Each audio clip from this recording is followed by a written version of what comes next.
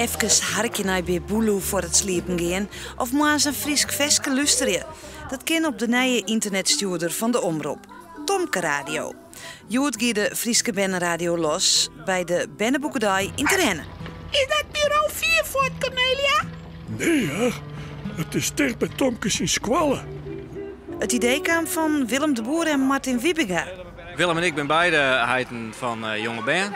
En wij luisteren thuis eigenlijk heel vaak naar internetradio. En er zijn wel Hollandstalige varianten van bandradio, kinderradio, maar net een Friestalig. Dus we gingen natuurlijk nog wel eens een cd op te stemmen. Ik denk, ja, dat moet toch mogelijk zijn om een Friestalig bandstation te maken.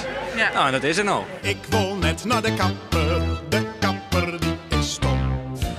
Hij wil toe zijn boeken gaan, hij had al 108. Ik vind het ook erg leuk om dit op de achtergrond te hebben als de kinderen lekker aan het tekenen zijn of in de kamer aan het spelen zijn met Lego of Kapla. Dat ze toch de Friese taal blijven horen.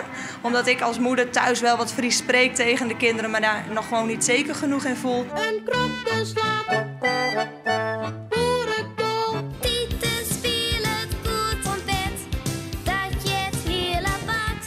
En wat vinden die daar van? Ja, ze vinden het hartstikke leuk. Ja, ze zijn natuurlijk een beetje in mij gegroeid, maar ze vinden het heel leuk. En die broek ik een beetje als graadmeter, zeg maar. Dat is een versje voorbij kan, waar ik zelf aan twijfel, dan die ik het thuis en weer. Vind je het wat, jongens? Nou, nee, dit eigenlijk maar net. Nou, dan diest het er net op. De stuurder is van nou aan te beluisteren via internet op de website www.tomkeradio.frl. Jeetje, ben